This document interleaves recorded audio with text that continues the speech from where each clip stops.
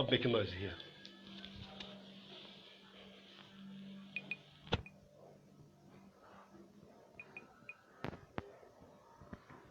Here was a challenge to all people that call themselves big boys in Dakar. Those noise makers.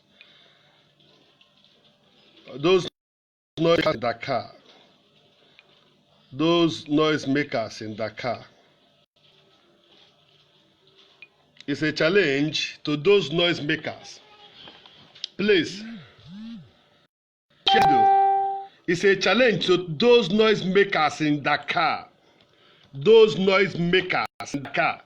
You put on Facebook, on a live video, you start making noise. You do this, you do that. The time has come to you to prove to the people in Inwere. You know, the time has come. Ezabia, His Royal Highness, Eze Gabriel Mba, on a give out of 40K, no amount is small. No amount is small. It's his own community. That is what we need. Or you began to make noise. You better than Dakar Senegal live video everywhere. I'm not on a live video in Senegal. Even in Senegal, I'm not on a live video. They make noise. They create awareness. My brother, awareness can never lead you to anywhere. On our war to the kidnapping value. Now go there, you think that I'm playing. You people are no water. You people only noise makers. The time have come to prove. My brother, charity begins at home. Forget noise making, Facebook talking bullshit. I'm not a Facebook name with a 70-story building. Only when I gonna they make noise. Who get money not they make noise? Ndi Diego not they make noise. And when people Patagorego, they know they make noise. And one of our brother na Pascal Ghana Onicha, no Charuna village, G 1 month to finish a duplex. Be na Sabbath today. Now no paint Ebona manufacture paint. You know they make noise. Gabi to na potala. Eza bia potala wo put 40,000. My brother, opekatampe what are the no amount is small. Everybody appreciate. This is what we need in this life, especially here in Senegal. Those people that noise makers. And they took here, name we giminin. The ogbe stay at home. No, the widows. And we here neri. Onye ga uro onye enyemaka na awo gege munage. Akwesi ni jego nye from your village. Our challenge, if you say that you have money in a brag in Senegal, in the village you nego 10,000 naira or something. 10,000 naira is a great thing. At least five pieces of gari. It's not by making noise. By a live video. Not making noise. It creates more necessary awareness. Ezabie have proved that he's a very good king in Dakar, Senegal.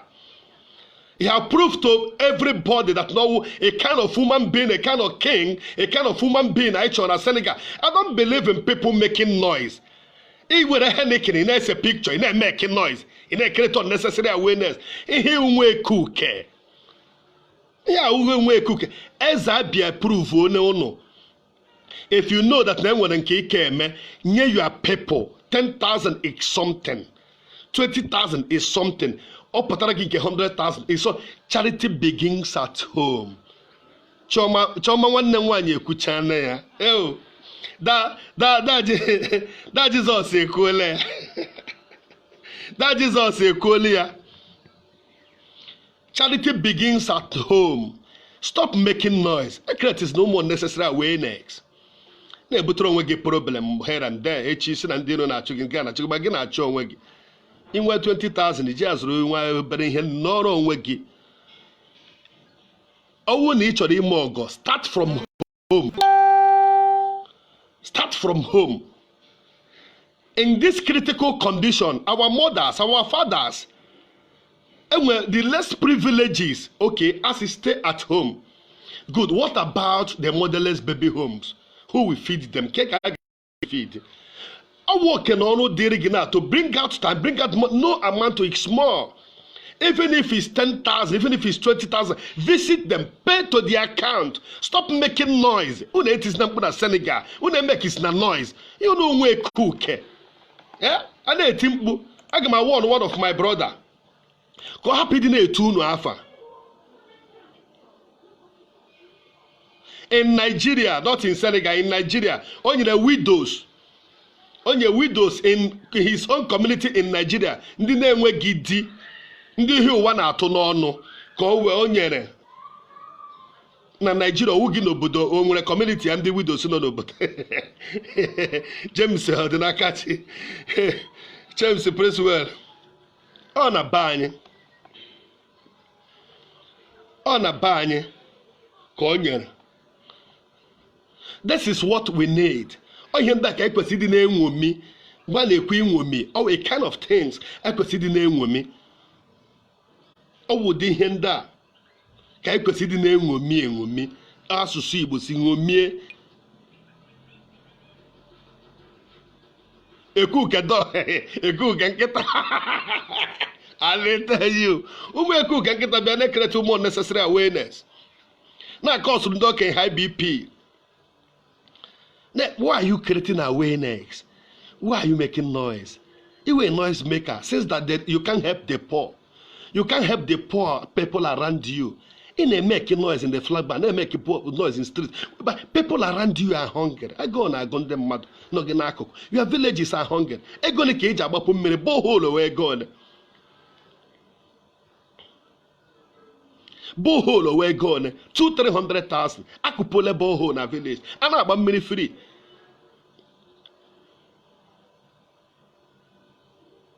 And I'm money free. Borehole away gone. Borehole away gone. What people don't feed Reverend Father no neglisi. How get what time we go feed some people. Reverend Father, how we put out quite small money. Na tight akwara dia na akwara the pastors na Reverend oh healer. I'm going to 1-2 bars of yam bigger than one member area. Appreciate the good things, madam. Or go on and work, you can easily bring out 10,000. You will talk about 10,000 safer now. You can acquire people will get appreciate because it's not easy. No amount is small. Or pekatam pay what are the onway. Or pekatam pay what are going away. Oh, we hear question the name of me. Eze Abia, Eze Gabriel Mba, you have proved to the whole Dakar, all those noise makers. I know. In my video, na maja hamaja. Or wale challenge to them. To them, make a home from each and one nature. How we get up to 50,000. Oh, him choro. And they actually need that money. Don't give me that money. I don't need that money. Go to your village. Charity begins at home. Near the poor people. And where the poor people, the people that need that money. And where the people in your village cannot be able to afford 1 square meal. Talk less of in this kind of critical condition. Give that money to them. Better go for it will work. Yes, you know we're poor. But I am bragging now, giving out 100,000, giving out 200,000. You know, people, the rich people, whereby that now poor people are dying in your village. Village got gone, people are dying. Your village, you know, it's tearing, you know, make carry noise. You know, as all kafa, or kafa ne fuego. Okafa na-efu ego. Okaha na-efu ego. Ihe no na azari Okafa na this African country I know here. MGG visa abia Senegal cause a lot of disaster, cause a lot of insult. E deport to get mother cause a lot of insult because all na deport to mother here. Oh, aga ma disha very happy. Some umu ke kwesela la final. Oh, now with a kind of deporting something here in Senegal. Come, I want to go to a come na Nigeria. A subu akwage. No, or gabi lesser. All this noise makers are gabi lesser.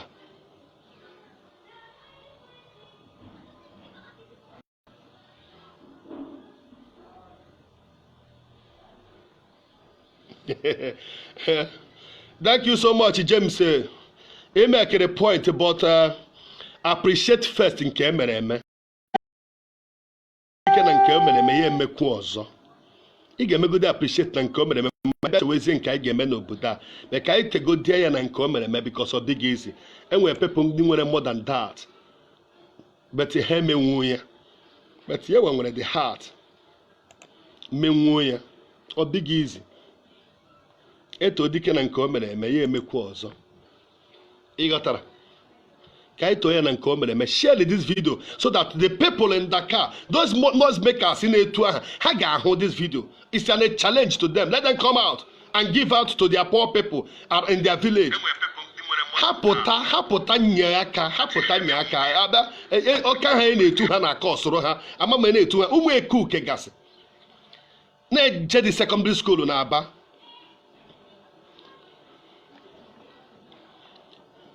A na-etrenu dị ndị lakịrị home training.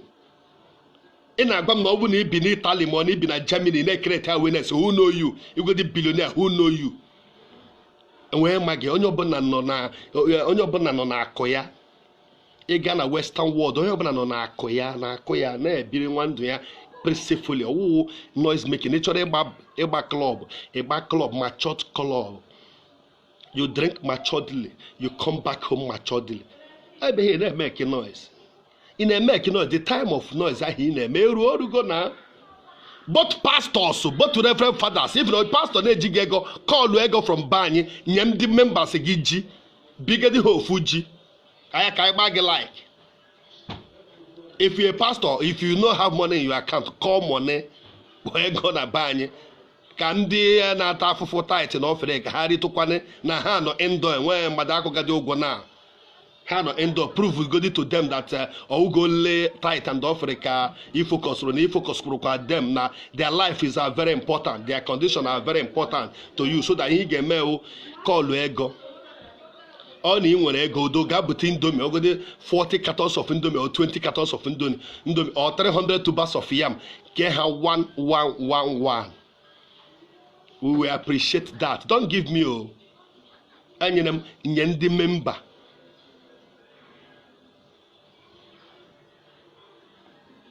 David say ezigbote mmadụ udo nye ndị memba gị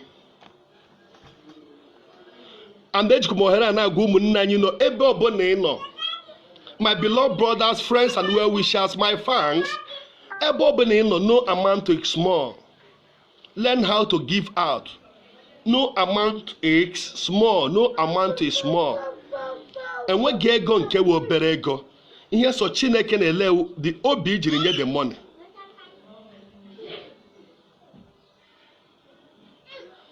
Owu obi jiri nye the money ka Chineke na-ele. You don't start. Jinye the money we ihe Chineke na-ele. The heart jinye the money we ihe Chineke na-ele. Oge bi na-make noise. Ị na-create awareness. Ị na-etigharị ga mkpu, gịnị ka ị na-etiri mkpu for? Onye ka gị na ya na-ese? Gị na onye na-ese? Gị na onye na-eme competition? Ị butere 50 million or 200 million. My brother, beg gị ka ị bụ ya na-eje. Ị na-ebu ya eje be mmadụ. Na ya rụrụ ụlọ elu rụrụ n'ala, ọ wụ ihe dịrị gị, ọ wụ ihe ị kwesịrị ime. Ọwụ mmụọ ga-abịa imere gị ya. Na imere ya, o kwesịghị iwu ihe ka ị bịa create awareness na imere ya. Ọ wụ oke na ọrụ dịrị gị ime ya. You have to do that. O kwesịghị ịbịa wee noise making thing. Now, anyị nwere ndị nne na nna ndị na-enweghị di. Nwekwara widows ndị nwaanyị, ndị nwoke na-enweghị nwaanyị, di nwunye ha nwụnaracha ụmụazị, na-enweghị enyemaka, na-enweghị ka esi enyere ha aka. Ihe at the time. Ihe at that time. 10,000 is something, 20,000 so give it to them. James Wandemo, no, you make a very good point, my brother. I so much love the people that can come out and make their own opinion. No, everybody is entitled to his opinion. When James, no, I didn't come against your opinion. No, you made a very good opinion when you try. I'm a kind of person that I appreciate whatever, you know. I love that. No amount is small. Or will be aged in here. Gerard nwanne m Gerard ka ị mere Gerard Okolie ka family mere ka family gị ahụ sikwara ha ike ịhụnanị na onye ọbụla nọ n'ime na-ebizi ndụ n'ime ụlọ Chineke ga-abụrụ anyị ọ ga-alụrụ anyị agha Chukwu ga-alụrụ anyị agha. So my beloved brothers, eze abịa emene ka onye ọbụla taa kuchi ọnụ efile na enwere ihe efilere ewu kpọọ ndị vileji gị nye ha ihe vileji gị agụọ na agụ ha do something for them. Ịma na-ekwu okwu bịka bịa kọwa akụkọ bịa mee kọwa noise. That is why I said I don't respect money, my man. I respect what is in you. Respect how you feel about you are a human beings. I don't believe in making noise. No, I don't believe in that. Yeah, we noise makers. When the buako bachite nkịtị the last a na-akụrụ akụ ha nwayọọ na-ebere nwa akụ ha mbere na-ebechara nwa akụ ha mbechara ihe ruo ha proof were gị na ha bụ akụ awụghị online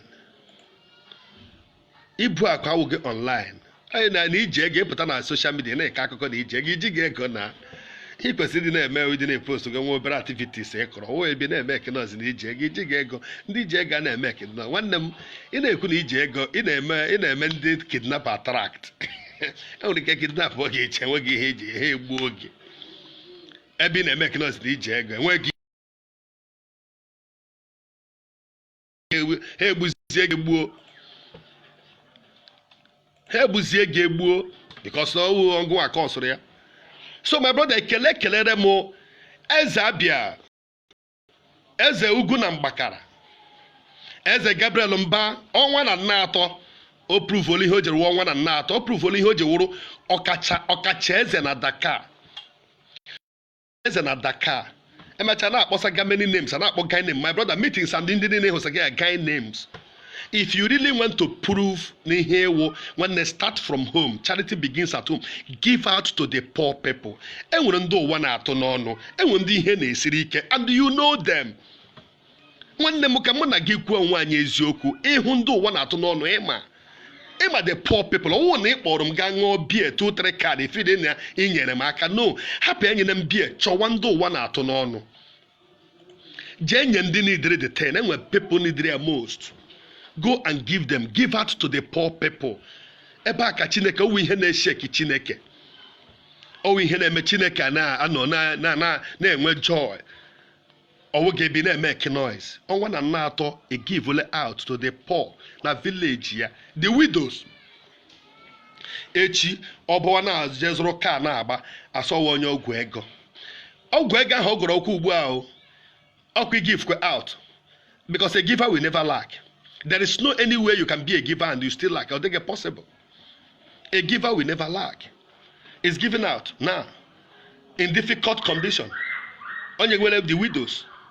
So, Senegal, where are you people?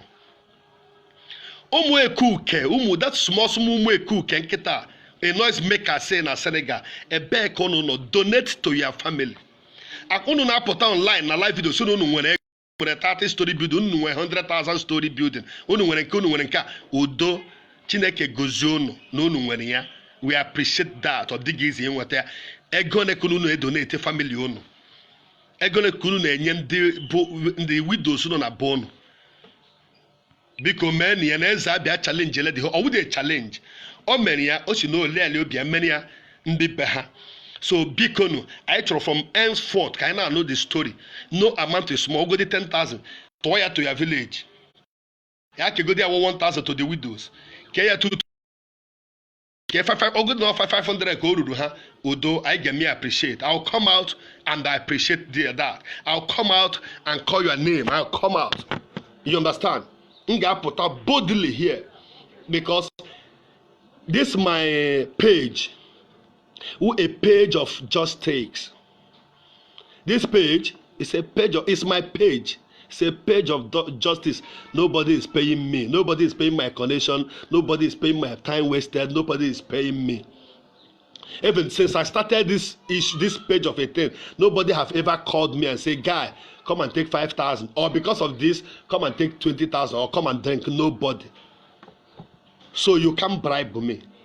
And if you call me because of bribe, I can never come because I don't tolerate that. So this is a dog. Those people that make noise, this, that, everybody knows on our social media. That. Now is the time to prove who you are. This is the time to prove who you are. Now is the time to prove to your people in Hige. My brother, who gets money, not they make noise. Make I break them in a way when you go understand them. Who gets money, not they make noise. Now in money they make noise for them. Who gets money, not they make noise. Now that's a money they make noise. People go understand, say, oh, now this guy get money. Oh. When in money, don't they speak to them? When in money, don't they speak? People will now know, saying, now this guy get money. But who get money, not they make more noise? Who get money, no fee come out for social media? They tell you, say, nah, I got 20 flats for Aba. I get 37 for Lagos. I get this one for Surulere. It's never been done anywhere. It's only when people get to know you, you will take those people to your house or where or people will say things that you have been doing. People will now talk about you. Child, do you know this guy? This guy built a very mansion house somewhere in Aba. He do this in Owerri. He do this in Senegal. He do the. People will now speak about you, not you. So, you guys in Senegal need to stop this rubbish. Or with the matter 1 million CFA, you start making noise. If you buy a car, you start making noise. Have you ever in Senegal, whoever, you don't buy G-Wagon? Are there anybody from Senegal don't carry money go buy G-Wagon? The answer is no. But people, they ride them. Those G-Wagon, when they see for Nigeria, now outside guys, when no live for Nigeria, they buy them. Even people, when they do business for Ezenwe, they buy that G-Wagon. Even guys for Ariara, they buy G-Wagon. So why are you people making noise? So it's a challenge to everybody, to those noise makers. One and Nato have donated money to his village people. No munochi. Na Nato. Oh, donate money na Nato. So do your own, donate your own. Kamana mbenabo kewoke. Donate your own. Ejegu na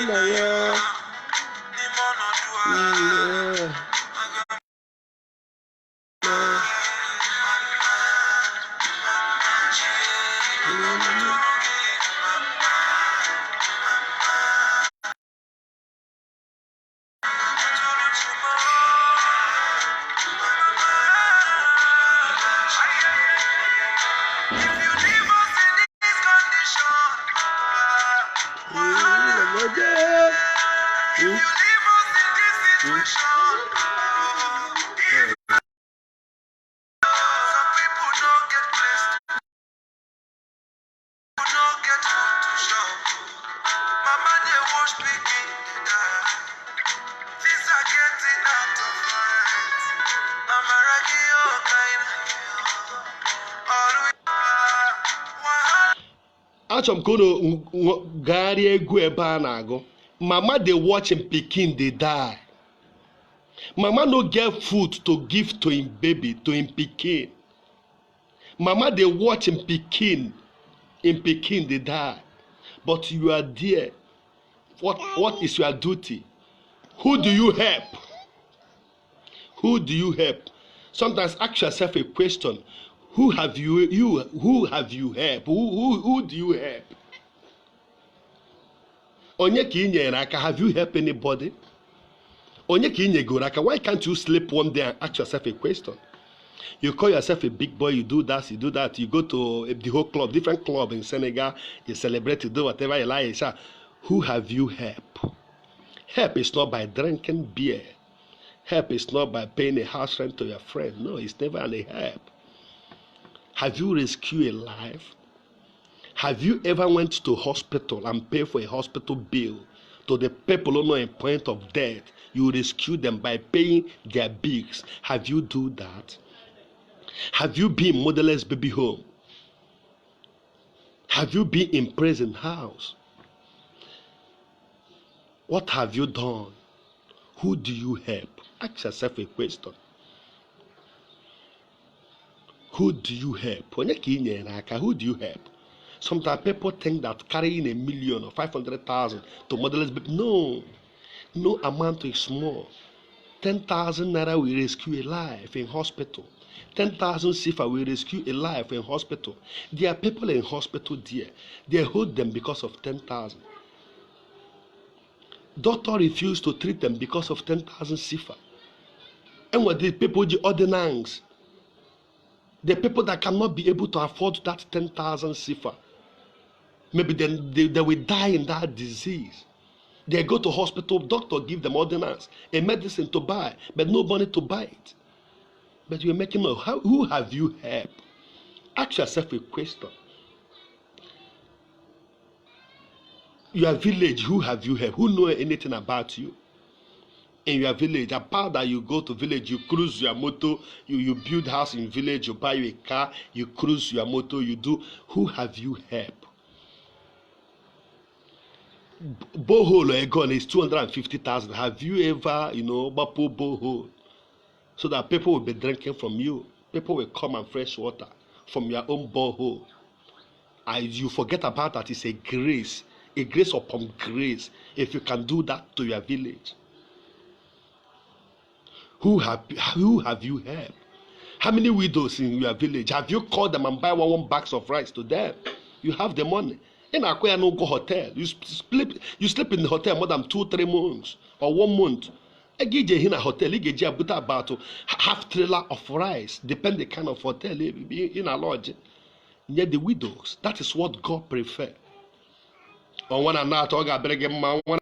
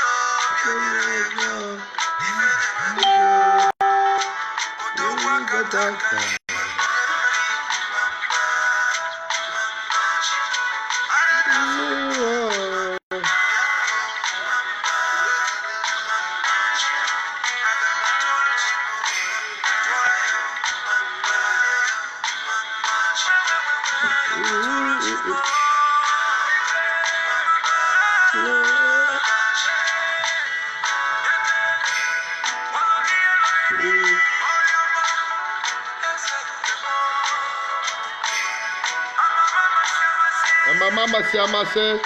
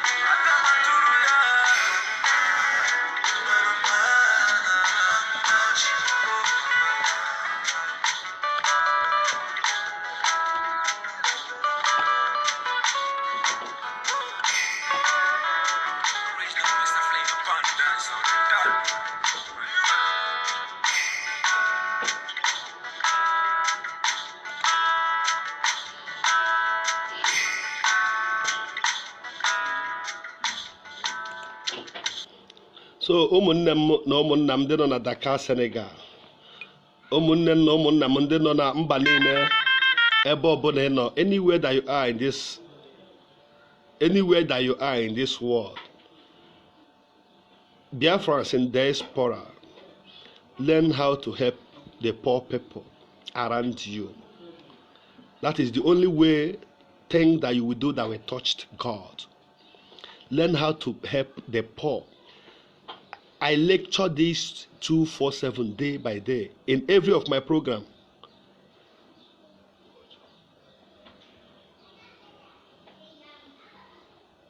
Amen, Jesse. Amen, my brother. Thank you so much. Amen. You and you too. Amen. Amen. Thank you so much, my brother. Thank you so much. A kind of a motivation works and blessing the people that understand. But some people are there running around feeling that a noise makers can lead them to any place. My brother, charity begins at home. It was written. Charity begins at home. And if you really want to give out to the poor people, you need to give out to the right people. Don't give because a friend. Yes, it's possible that you can call your friend. A friend again when a problem. Yeah, help your friend. But when we talk about helping the poor, we mean the less privileges. Who there from top of? Hey, Precious, come down there. We are talking about the people that cannot be able to afford a square meal. We are talking about the people that cannot be able to afford a square meal. Have you people heard about the story of this guy in Ozobolo, Bishop in Ozobolo? Have you guys heard the story of that Bishop in Ozobolo? I want to know better about the story of Bishop in Ozobolo. Any detail I call Ozobolo. Can you get about the guy that Bishop in Ozobolo? Can I call the story? I put out today, he never born with a golden spoon. He's taking him to that level because he believed in a poor family. And he made a covenant with God. And he keep the covenant. He have a covenant with Ichuko Kikabiama, and he keep that covenant. People are making noise, making bragging. Who are you? That life that you are today, do I hate that? Owunkegi.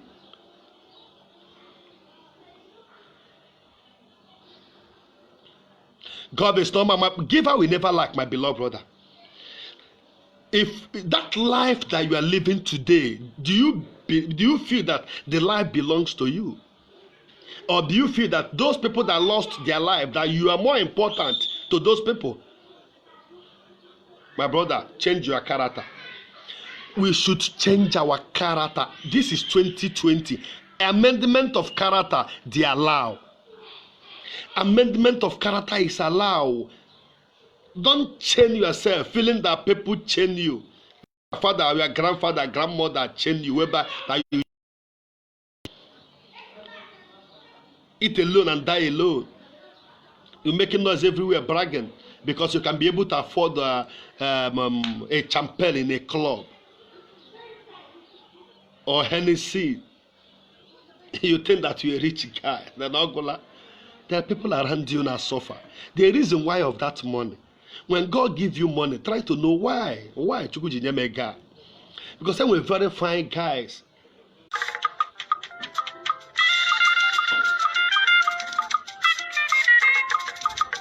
There were many fine guys.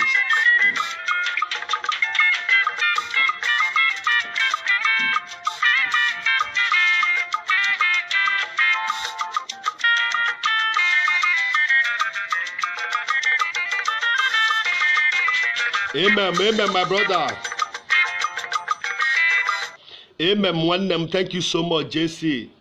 Thank you so much. You have to sow a seed in important place. It's not by drinking alcohol or making unnecessary noise. That is what I'm telling people. We are in a hard time. Our parents are facing a lot of challenge back home in Biafra land. Who will rescue them out is me and you. Donate to them. Call them and give them money. And only your father. Don't give only your father or your family.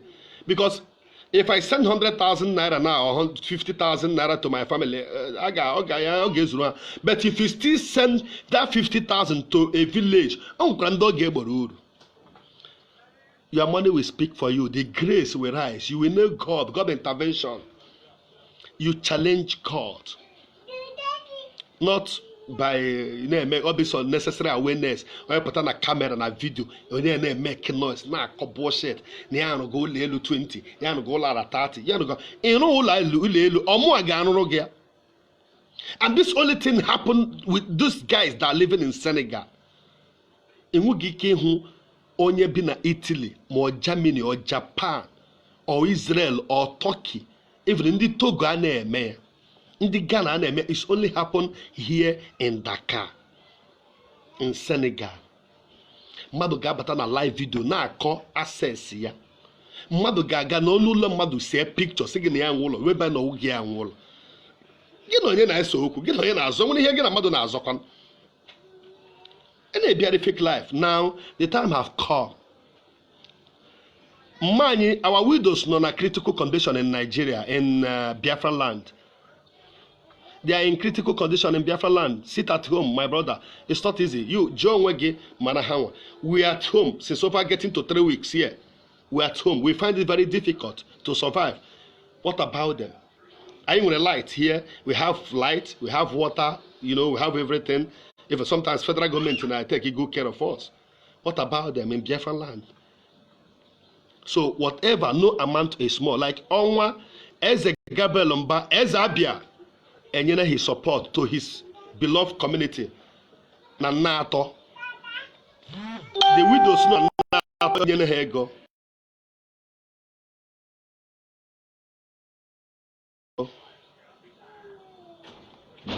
So Kenkege.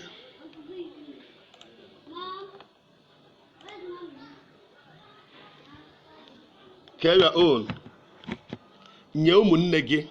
And when you see ego here, call your brothers back home and give out to poor people. Give out to poor people. Give out to poor people. Give out to poor people and stop making noise. Stop making unnecessary noise.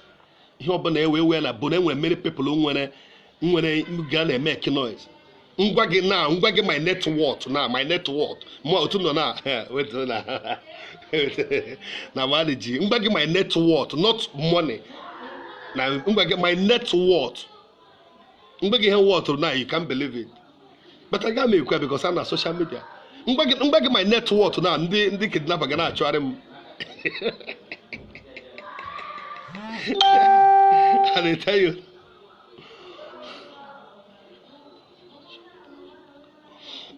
This is now with 100,000 mansions.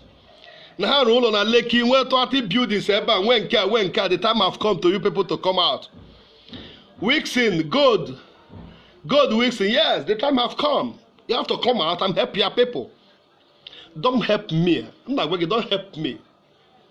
Help your poor people. The village. The widows. Not a village. The less privileges. Not a village. And then I'm go say there. I could remember then I'm on a village.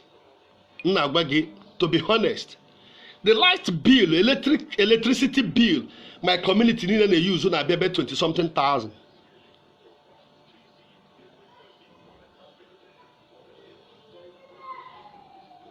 $20-something thousand naira. The whole community need na many they use. So if one year we read that 20-something a quarter, a quarter chitara gwegi na nwa onye di oto akwa n'ugwa. All we hear need from you people. Ni when go, how do people benefit from the money that you have? In Echekwe, the poor people can say benefit the money that you have. In nature, we don't beer. You remember beer by live video. Now, bullshit. Cook and get up. Obviously, cook and Senegal. Look, who know when work say the port of mud. And the G visa be here. My mom need a question, he put it back. Tolasono na Ebonos is Bagasi. My mama tell me sir from Biafra. Ndị awareness creator, ndị pant shifter, ndị na-shift to pant, ndị maka esi shift ihe niile amawo shift to pant na-azarịgo m nwaanyị ọzọ na flag bar. You people only know how to shift back pant shifter.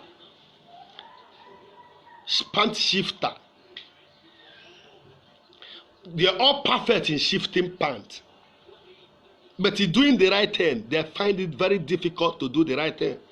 Mmadụ ga-eji ọnụ rutere gị na mma gị na-ata ahụhụ na ụmụnne mma gị na-ata ahụhụ na ndị village unu na-ata ahụhụ 50,000 naira wee go ha ka ya 2,000 naira gari juru everywhere nweru mmiri eshejibụta ofe akpata ụha shejibụta ofe nwanne iri ofe ga amaragodo 2,000 naira enyere onye nne na be anyị ofe oge eshi rikpọ maazị ya arị elu kpọta ụha shejibụta ofe mekiri sense chogiri chejibụta ogiri mekiri sense ya show her mara gari ujazuru nweru mmiri dị eloi ịma na ikozize ka ya bụrụ ndị Igbo ha ndị Igbo na mkọrọ anyị n'ime Igbo ha oge ta besịrị onye bụla esi ụda nsọ aka na-eme ya na-eme ha anyị niile ụcha ndị Igbo anyị ma ebe anyị si pụta anyị makọrọ na ụmụnne anyị na-ata afụ back home. We know that they are suffering, but we choose to live the kind of life that we are living. We choose to live it because if you feel that in every month or every 2 months depends your income, na ihe bịakwa na at least ị ga-atụ privilege okwu dị 10,000 20,000 nyekwa ndị ala ndị na-elekwakwa ana. Now I know a difficult condition. What have you done to your people? What have you donated to your people? That is the question.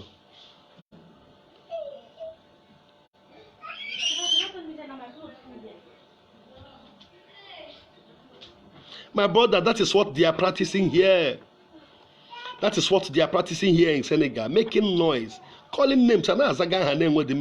You do nothing. You want nothing. Why are you making noise?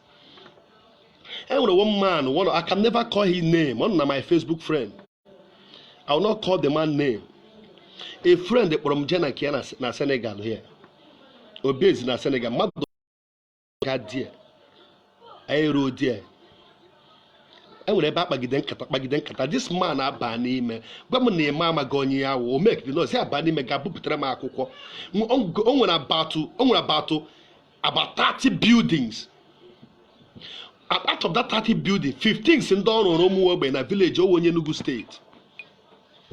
The man is from Enugu state. On about 15 buildings free of charge to the poor people in Enugu state. Mkpọ had the man here people ga agbaka because a lot of people know him in Senegal. He built about 15 buildings to poor people in Enugu state. He's from Enugu. Mankono Neya, Mankono Neneya, Mankono senior sister, other people. Oh, what God needs from you. My brother, we should stop making unnecessary noise, creating unnecessary awareness. Poor people are dying back in our Biafran land. And 80% of poor people are there dying. Who do you help? ka onye nyegoro aka.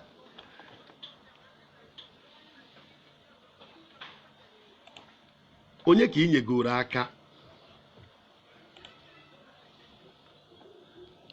Onye ka inyegoro aka. Who is writing me?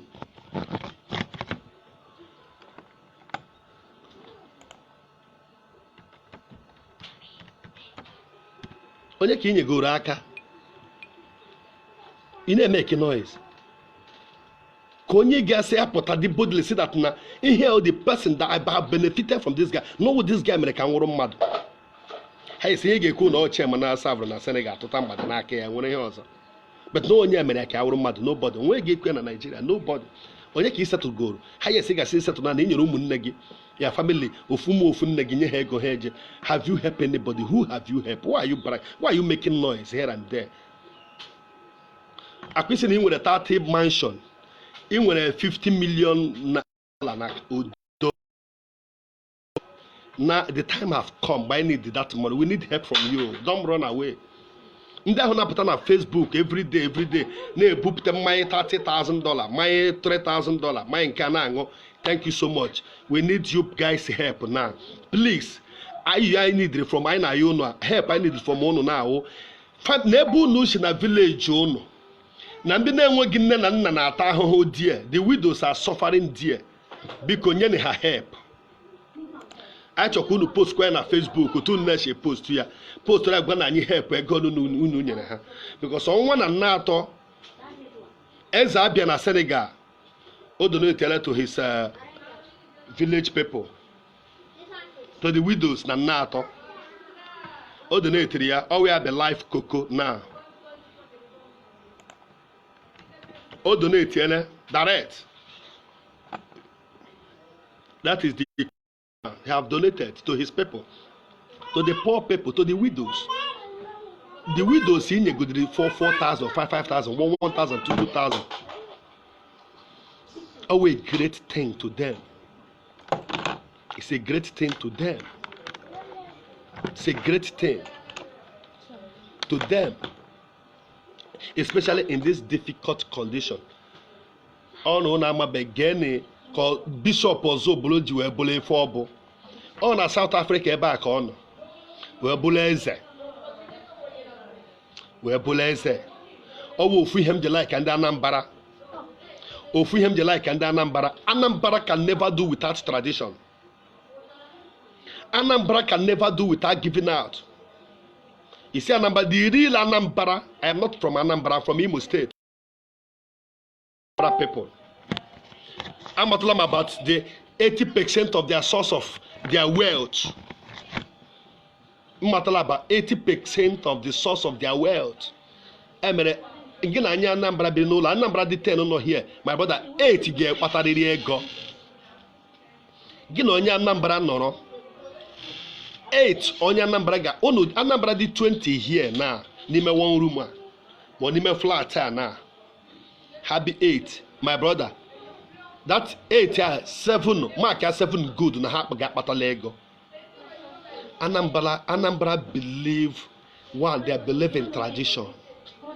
They can the real Anambra can never do without tradition. 1, 2, giving out. That is the source of their income. Giving out. And giving out is not by making noise. All the money, their money will speak for them. Anambra Nwaka.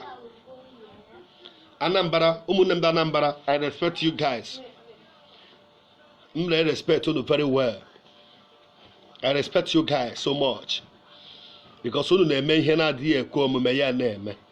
Dịka otu eze abịa mere na Senegal. Ihe na-enwebụ onye mere ya na Senegal since ihe a bidoro ya eme ya. It's a challenge, always slap to those people that call themselves names. Do it. No amount is small. Even if it's 10,000 naira, 20,000, bring it out and give out to your people. Give it to the poor people. Hello? Give to the poor people. Many people are suffering, especially in this critical condition. In this critical condition. In this critical condition, give out to the poor people, to the poor widows, to people in sorrow, the people 10,000, even if it's 20,000, even if it's 30,000, give it out. Ka anyị gee ntị anya ka ọzọ bụ ka unu nụ maka bishọp na ọzọ bụ.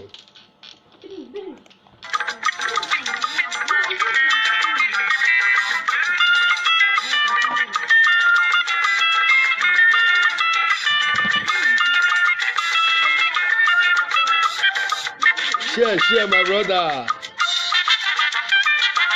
Share, Fabiano.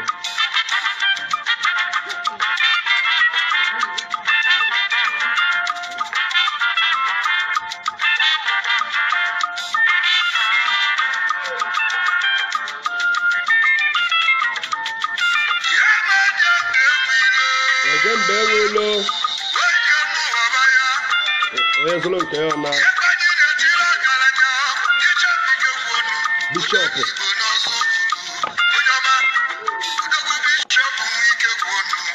Ngwa gee ntị Bishop Nwike Egwuonu. Fabiano Diamond Osuje. Fabiano, okay, Demion Osuje. Watching from your room. I'm telling you, it's better matter. Comment and share this video. Always laugh to some people that call themselves names in Senegal. On one another. Ezabia na Senegal, he donated to his beloved village, his beloved town and Nato. The old widows, the widows not there. Also, they give out some amount of money to 40 widows. And I say, Kachineke, Chuko Kika Biama, the God of Biafra, Gozegowo Ezabia, Eze Gabriel Mba, on one Nato, God will bless you. He will bless you all the days of your life. He will protect you. I'm not a kind of person that make good things appreciate. I love good things. I love people doing good things to people. On a bully mom. Always laugh to those people who say na hang on a 30-story building, 100-story building, car na make noise. Na enyare mo na Fabian nsogbu. Na enyare mo na Fabian nsogbu. Always laugh to them. Hang here to their community.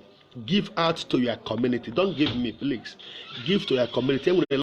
People there, especially in this critical condition, sit at home. You know what it is. You know what it means by sitting at home. People back home, doing nothing. They don't go out. And what get so give to the poor people. The less privileges. No amount is small. I'm not asking you. I'm just remembering you. That's champel. Champel na ngwetokoti ya ọnụ. Ị ga-eji ya azụnwuo ihe azụnwuo a lot of things ị ga-enye ndị village ogodo akwa akpa rice adị mmadụ 10 kee ya ọ dị mma na this critical condition. God will bless you as you do that, you understand? So we need to be doing that. So ka unu gee ntị nụrụ maka Aloysius Ike Egwuonu. Ọwụ bishop na Ọzọbụlụ ototo mmadụ na Ọzọbụlụ ka o si kpaa akụ ya ka akụ ya sịrị bịa. Ịghọtara na ọwụ na ọ kpatara akụ onye gị omegị nkwa Chukwu kwere ya onye gị ọrụgo ụlọ omegị ihe ndị o mere. My brother, can I carry that today?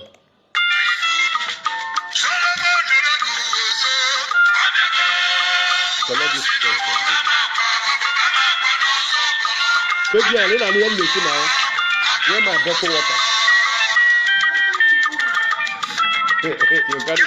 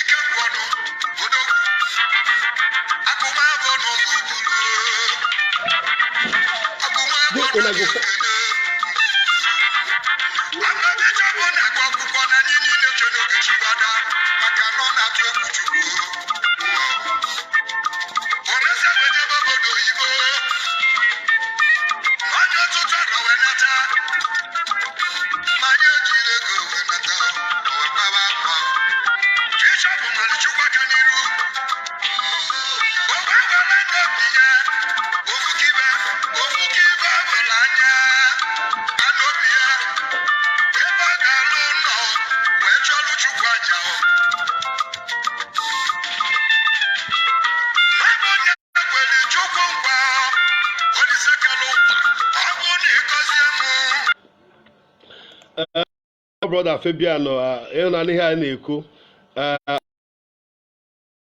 our so-called people, bragging people. Mere nke a udo nke ọbụla ime ya dịrị gị nke gị dịrị gị ka nke m wee dịrị m asị m biko onye ọbụla cheta na ndị be ha nọsaga the family ebe o si nọgasị na Nigeria na Biafra land na-ata ahụhụ anọ na Biafra land otu a eze Abia eze Gabriel Mba onye eze na Dakar Senegal sịrị nyenwo ndị nna atọ si na ya needere 40 widows. They actually give out of some money to 40 widows. Na NATO ebosi repota.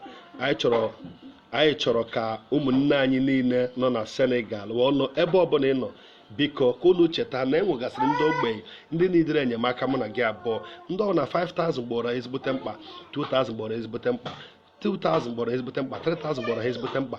No amount is small. We are not in competition with anybody. Don't compete with Ezabia, but willingly from your heart.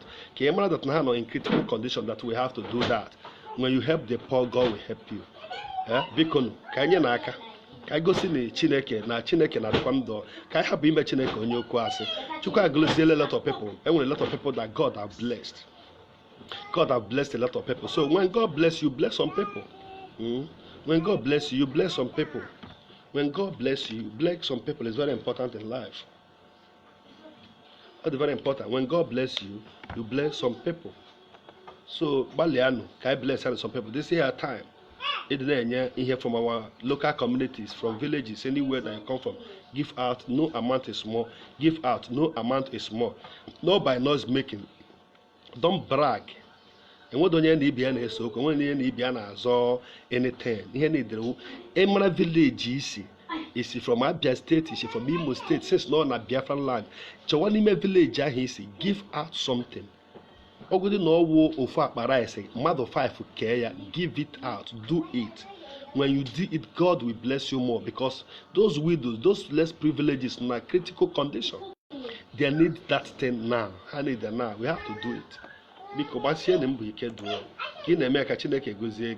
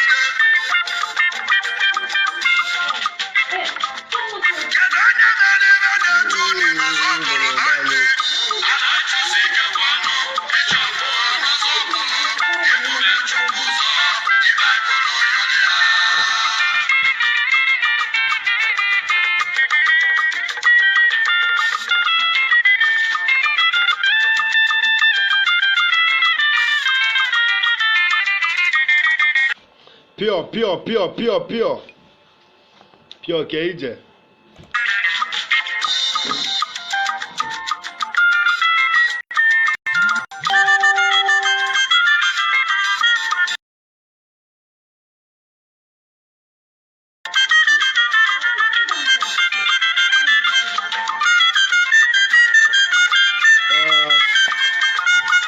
Ụmụnne m ndị kem, ana m ekene unu all over the world ebe ọ bụla unu na-awọchi this program. Ama ekene unu na-asị ka Chineke bulie unu elu, Chineke kpuchido unu. Ọrịa nke a na-efe efe agaghị oke anyị, ịghọtara, ọ gaghị awụ oke anyị. Chukwu ga-emere anyị ama, Chukwu ga-ekpuchido anyị dịka ọkọ si ekpuchi ụmụ ya. Ma na-asị unu na anyị ga-abịa n'isi njedebe taa, na-asịkwa onye ọbụla ebe ọbụla ị nọ, biko ma ị nọ na be anyị, ị nọ na be anyị, ị nọ n'obodo a, ị nọ na be anyị, ị nọ n'obodo a, gbalịsi ike ịhụ na ị na-enye aka na inyere ụmụ ogbenye ndị na-enweghị ka o si dịrị ha aka. Otu anọ na ihe na critical condition, anọ na war, invisible war. We are in invisible war. Anọ na war. Ọ bịara gị today gaa na-eri ma onye ọzọ na onye nọ gị n'akụkụ ọ ga-abịara, biko gbalịa ije hụ na onye nọ gị n'akụkụ na o riri. Ka ị na-eme nke a, Chukwu okike abịa ma ga-agọzi gị, maji n'aha Jizọs, ka ọ bịa mee ka chi bụọ.